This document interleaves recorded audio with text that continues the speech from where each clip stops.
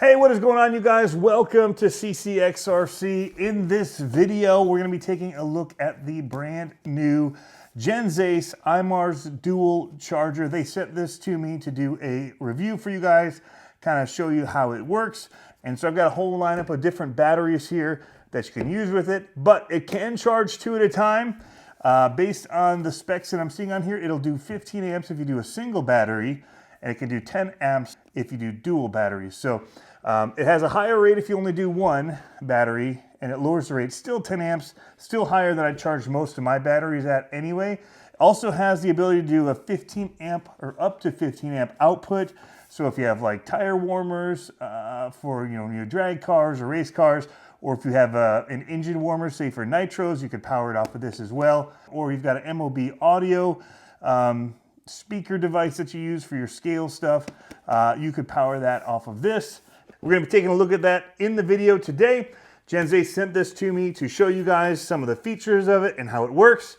And so that's what we're going to do. Let's check it out. First things first, let's take a quick look at the box here, some of the features that it has. AC or DC dual mode. You can use this using either AC current or DC if you want to power it that way. It says it's a smart charger, and it's 100 to 200 volt AC input, 200 watts AC, 600 watts DC, 15 amps, and then 7 to 30 volt DC input. On the side here, we see how some of those smart features of it are: runtime protection, dual charger balance charging, short current protection, over voltage protection, high temperature protection, so it's monitoring these things. And it's got upgradable software, so that's cool. Anyway, looking at it, it's got a USB output on here that you can use for charging your phone, different things. We'll take a look at that when we pull it out of here. Again, here's that max discharge power, 15 watt times 2. So those are some of the features. We'll take a look at what you get in the box here as we take this apart and open it up. Packaging is decent, nice. I've actually had this out to read through this manual ahead of time, and you'll see what a nice little unit this is right here. Very, very compact. It comes in either white or black. This is the white version. Looks very, very clean. I like the look of it. Nice buttons here. We'll see the interface. Here's your USB output, 5 volt, 2 amp, and then you've got your AC input here. Got your DC input here using an XT60 type connector. It's going to have a fan in there on the side. Looks good. Looks real good. So it is running XT60s here for channel A and B, and then you've got your balance lead plugins on the front. So everything just plugs right in here. Very compact, very small, which I like. Comes with all these accessories in this box. Again, packaging is very nice on this. They've done a very good job with this. Keep it nice and simple. Looks like a ton of cables in here. I like that. All right, so first things first, we've got our AC plug here. This is what we're going to be running it on. So I'll go ahead and get this ready.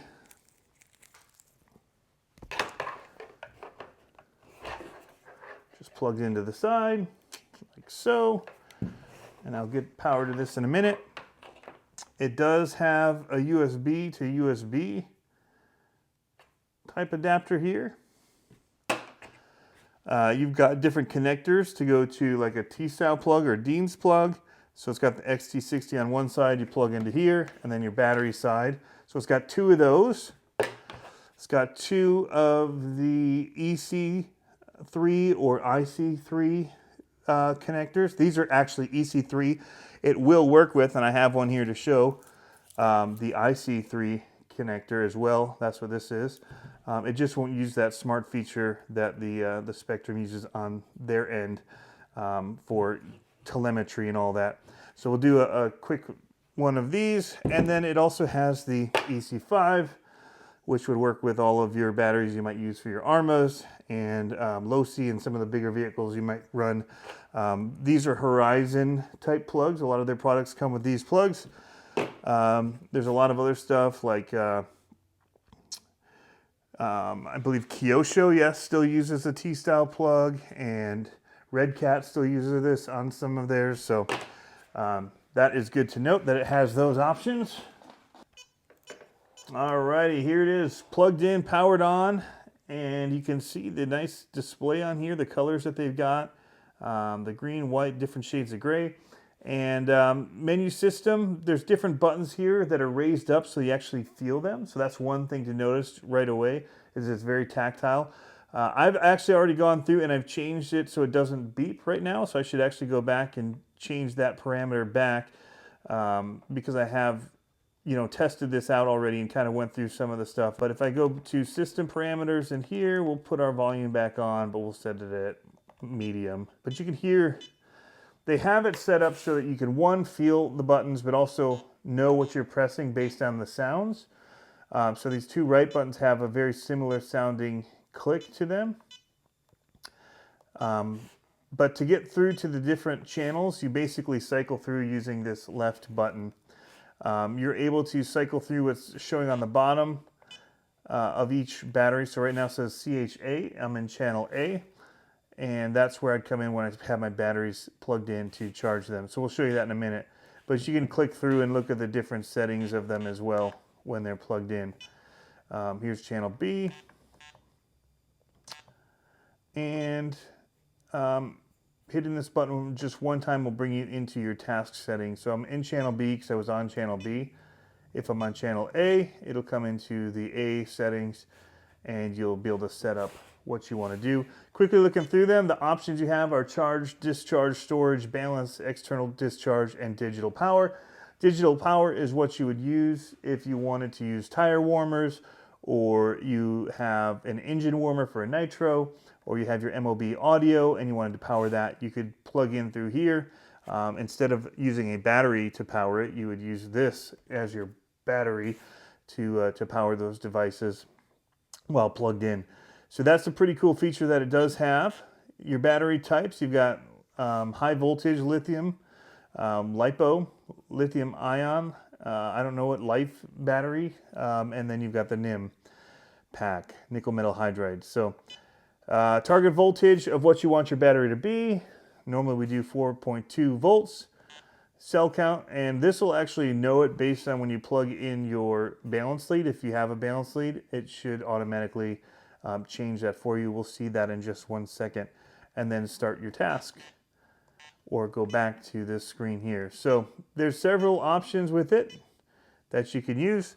So first battery I'm going to put on here and show you guys is actually a Genzace battery, and it's mostly full already, but we'll plug it in. It's already showing us the voltage, and then we're going to give you more info. Oops, I cycled right past it. So our cells are at 4.138, 4.18, and 4.17. So this will balance charge this as well, so it'll help equalize that out. So we'll go ahead and hit this right button. Brings us to our menu. I do not want to charge it at 15 amps. I do not know what the rating is for this one. Typically, I charge it a 1C rating, so 1C of 3,300 milliamp hours would be 3.3 amps. So that's what I would use typically, is that.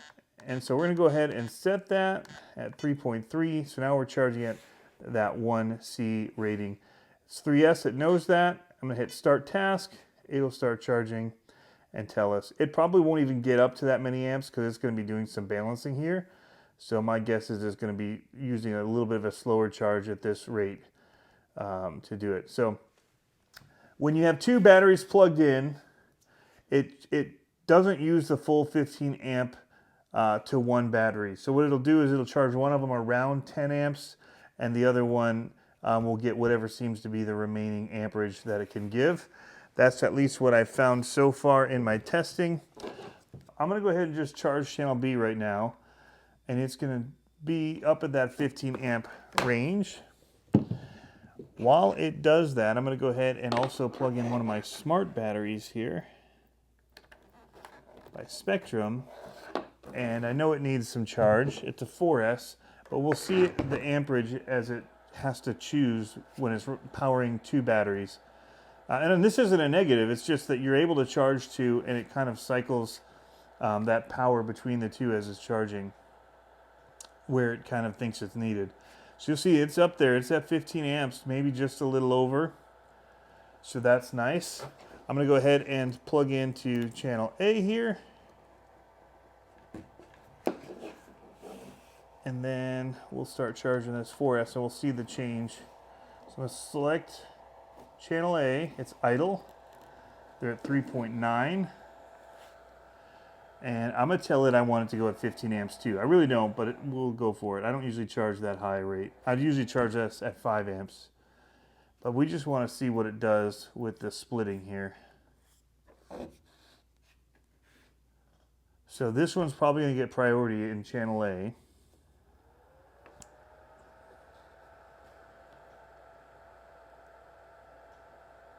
So it's gonna go just north of that 10. And then the other amperage is going to be charging this one. And then once this one lowers the amperage it's charging at, it'll bump up the other one.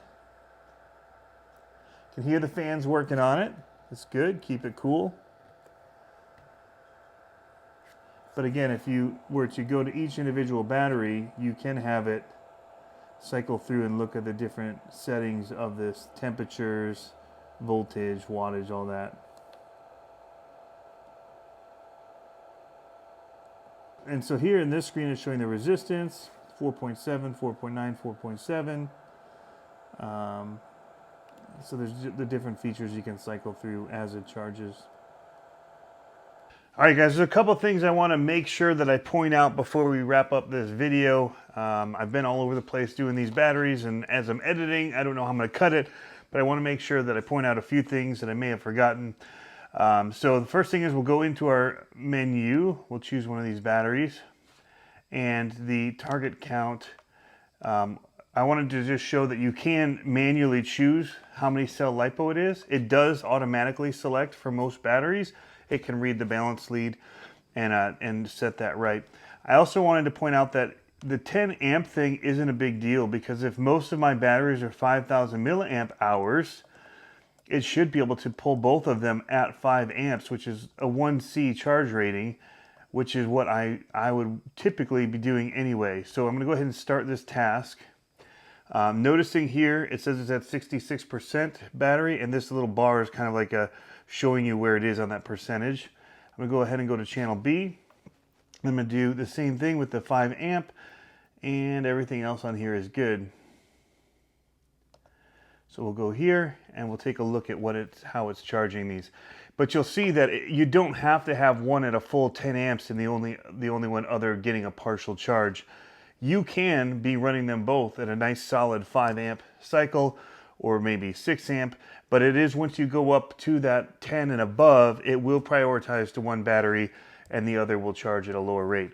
Just making sure that I point that out.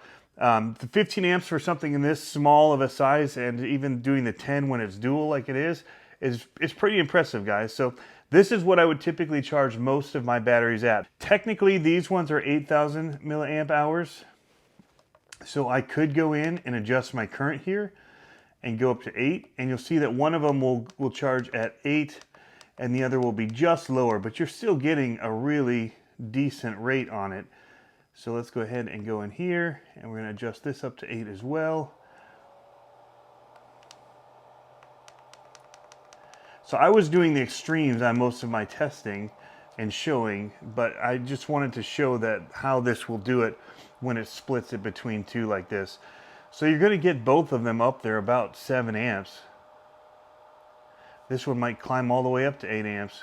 So there you go. So both are going to be charging close to that 8 amp rate for these 8,000 milliamp hour batteries.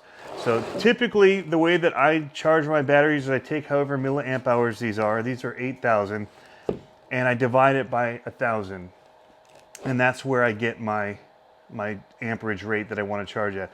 5,000 is at a 5 amp, 8,000 is at 8 amps, say 3,300 would be at 3.3 amps, and that's kind of the rule that I use. But batteries do have different charge rates that they can charge at. You can always speed charge them if you want to. but typically I stick right to that rule of 8,000 milliamp hours, 8 amps, 5,000 is 5 amps, and so on. So that, I just wanted to make sure I pointed that stuff out to you about these, and make sure I noticed what was going on there with the charging and what this little green bar is. Got your amperage ratings here at the top. And then the info, like I said, down here below. Overall, guys, it's a pretty cool little charger. The size of it is definitely awesome. And it has lots of features. It's very feature rich. And, you know, the ability to do storage mode, discharge, charge, and all of that in this small, compact size. As well as, like I said, being able to charge it up to 15 amps if you're just charging one is pretty cool for a little charger like this. All right, you guys, so there it is, the Genzace Imars Dual 2.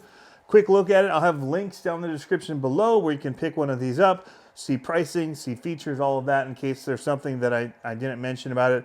Always happens. There's so many features in these. You know, somebody wants to know one certain thing and I may not touch on it as I'm kind of just going through and trying to hit on everything that I can think of as I'm going through it. But thank you guys for tuning in. As always, have fun RCing, and we'll catch you next time.